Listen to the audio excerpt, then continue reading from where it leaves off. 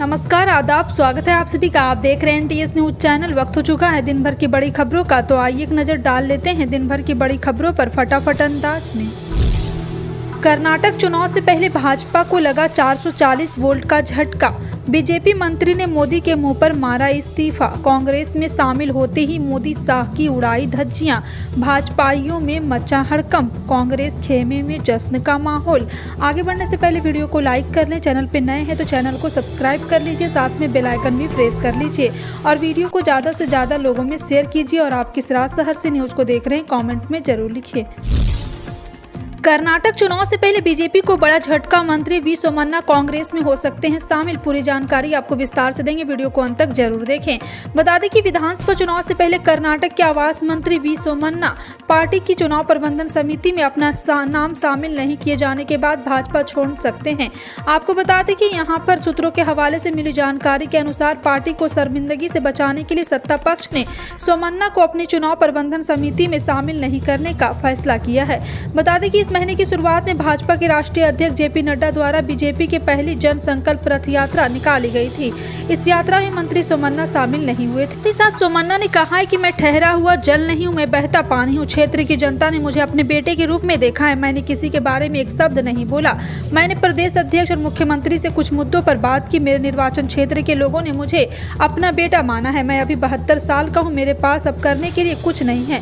मैं बहता पानी हूँ। प्राचार्य और समिति में अनुमति नहीं दिए जाने के बारे में पूछे जाने पर उन्होंने कहा, मैं इस बारे में बात नहीं करूंगा। इससे पहले शुक्रवार को कर्नाटक भाजपा ने आगामी राज्य विधानसभा चुनाव के लिए राज्य अभियान समिति और प्रबंधक समिति नियुक्ति करने की घोषणा की थी।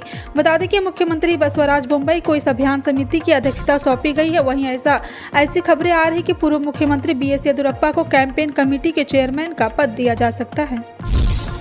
JEE की परीक्षा घोटाले में फंसे भाजपा मंगलौर ग्रामीण के पूर्व मंडल अध्यक्ष एवं मोहम्मदपुर जट के प्रधान संजय धारीवाल को एक और झटका लगा है। गांव में नहीं मिलने के चलते प्रधान के अधिकार को सीज कर दिया गया है। साथ ही उप प्रधान को अब अधिकार दे दिया गया, वहीं गांव की बागडोर संभालेंगे। परीक्षा भर्ती घोटाले में भाजपा के मंडल अध्यक्ष संजय धारीवाल के नाम आने के बाद भाजपा ने उसे किनारा कर लिया था। 27 जनवरी को उससे त्याग पत्र भी ले लिया। बाद में 25 जनवरी को उसे भाजपा की सदस्यता से निष्कासित कर दिया गया। उसकी गिरफ्तारी के लगातार दबिश दी जा रही है। देश के सबसे बड़े एयरपोर्ट यानी नोएडा इंटरनेशनल एयरपोर्ट के चालू होने की तारीख का खुलासा हो गया। नोएडा इंटरनेशनल एयरपोर्ट लिमिटेड के CEO अरुणवीर सिंह ने हाल ही में इसकी जानकारी दी है। यह अगले साल 2024 में चालू हो जाएगा। लेकिन अगर आप सोच रहे हैं कि यह आम चुनाव से पहले चालू होगा तो आपको थोड़ी मायूसी होगी। हालांकि इस एयरपोर्ट के शुरू होने की तारीख सामने आ गई है। खास बात यह है कि एयरपोर्ट पर पहले ही दिन करीब 50 लाख यात्रियों की उड़ान भरने की उम्मीद की जा रही है। दिल्ली के उपराज्यपाल VK सक्सेना ने मुख्य सचिव नरेश कुमार ने बिजली विभाग को निर्देश देने को कहा है कि वो बिजली सब्सिडी पर रोक लगाने संबंधी DERC की सलाह मंत्री परिषद के समक्ष रखे और 15 दिन के भीतर इस पर फैसला करे। दिल्ली विद्युत नियामक आयोग ने साल 2020 में दिल्ली सरकार को सिर्फ 1 से 5 किलोवाट बिजली कनेक्शन वाले उपभोक्ताओं को बिजली सब्सिडी देने की सलाह दी थी। इससे लगभग 95% उपभोक्ता को सब्सिडी की सुविधा मिलती। साथ ही हर साल लगभग 316 करोड़ रुपए की बचत भी होती। हालांकि बिजली विभाग ने ट्रांजेक्शन ऑफ बिजनेस रूल्स को पूरी तरह से उल्लंघन करते हुए DERC की सलाह को ठंडे बस्ते में डाल दिया था। मौसम का मिजाज लगातार गर्म होता जा रहा है। देश के ज्यादातर राज्यों के तापमान में इजाफा देखने को मिल रहा है। वहीं राजधानी दिल्ली में चाहे अभी मौसम के तेवर बहुत सख्त ना हो, लेकिन अगले 2 दिन में दिल्ली का अधिकतम तापमान 4 डिग्री तक बढ़ सकता है। तेज धूप में गर्मी की चुभन भी परेशान करने वाली। हालांकि अगले सप्ताह फिर 3 दिन हल्की बरसात होने का भी पूर्वानुमान है। देश की राजधानी में आसमान साफ रहा। सुबह से ही धूप खिली और हवा में नमी का स्तर बढ़ गया है। मतदाता सूची में नाम जुड़वाने के लिए साल में 4 मौके मिलने के बाद भी युवाओं में मतदाता सूची में नाम जुड़वाने को लेकर जिस तरह से ढुलमुल रवैया है, उसे देखते हुए चुनाव आयोग ने अब एक बड़ी पहल शुरू की है। चुनाव आयोग ने अब उनकी ओर से आवेदन मिलने का इंतजार नहीं करेगा, बल्कि 18 साल की उम्र पूरी होने से पहले ही वह उन तक पहुंचेगा। साथ ही मतदाता सूची में उनके नाम को जोड़ने के लिए जरूरी प्रक्रिया को पूरी कराएगा। इस दौरान जैसे ही वो 18 साल की उम्र पूरी करेंगे, उनके मताधिकार के साथ वोटर कार्ड भी जारी कर दिया जाएगा। गेहूं की कीमत पर नियंत्रण के लिए भारतीय खाद्य निगम को ई नीलामी के जरिए 45 लाख टन गेहूं के बेचने का निर्देश असर दिखने लगा है।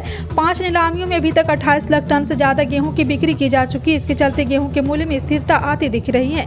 नीलामी के दौरान प्राप्त कीमत से पता चलता है कि बाजार अब मंद हो गया है। अब यह औसतन 2200 रुपये प्रति क्विंटल से नीचे आ गया है। भारत में एक दिन में कोविड-19 के 456 नए मामले सामने आने से संक्रमण के कुल मामलों की संख्या 4.46 करोड़ पर पहुंच गई, जबकि उपचाराधीन मरीजों की संख्या बढ़कर 3,406 हो गई है। केंद्रीय स्वास्थ्य मंत्रालय के शनिवार सुबह 8 बजे तक अद्यतन आंकड़ों के अनुसार गुजरात में एक मरीज की मौत होने से मृतकों की संख्या 5,30,780 पर पहुंच गई है और अभी तक संक्रमण के कुल मामलों की संख्या 4,46,89,968 हो गई है। सीबीआई ने नौकरी के बदले जमीन घोटाले के संबंध में बिहार के उप मुख्यमंत्री तेजस्वी यादव को समन भेजा है। तेजस्वी यादव को शनिवार को पेश होना है। जी हां, आपको बता दें कि इससे पहले प्रवर्तन निदेशालय ने नौकरी के बदले जमीन घोटाला मामले में धन शोधन संबंधी जांच के सिलसिले में शुक्रवार को बिहार के कई शहर एवं कई अन्य जगहों पर छापेमारी की। छापेमारी बिहार के पूर्व मुख्यमंत्री लालू प्रसाद की 3 पुत्रियों और राष्ट्रीय जनता दल के नेताओं के परिसर में भी की गई। एजेंसियों के सूत्रों ने बताया कि छापे के दौरान 53 लाख रुपए नकद, 1900 अमेरिकी डॉलर, करीब 540 ग्राम स्वर्ण और 1.5 किलोग्राम जेवरात जब्त किया गया है। केंद्र सरकार ने इस साल के बजट में प्रधानमंत्री विश्वकर्मा कौशल सम्मान स्कीम की शुरुआत की थी। शनिवार यानी कि आज इस महत्वपूर्ण योजना की जानकारी देते हुए प्रधानमंत्री नरेंद्र मोदी ने कहा, दूर दराज के इलाकों में रहने वाले कारीगरों की मदद करने और उन्हें मूल्य श्रृंखला का हिस्सा बनाने के लिए मिशन मोड में काम करने की आवश्यकता है। मोदी ने बजट के बाद प्रधानमंत्री विश्वकर्मा कौशल सम्मान योजना पर आयोजित एक वेबिनार में कहा, हमारा उद्देश्य आज के कारीगरों को कल का बड़ा उद्यमी बनाना है। सभी खबरों पर क्या कहना है कमेंट सेक्शन में टाइप करके जरूर बताएं। इसी तरह की पल पल की अपडेट जानने के लिए जुड़े रहें आप अपने हेडलाइंस न्यूज के साथ। मिलते हैं अगली बड़ी खबर में, तब तक के लिए जय हिंद।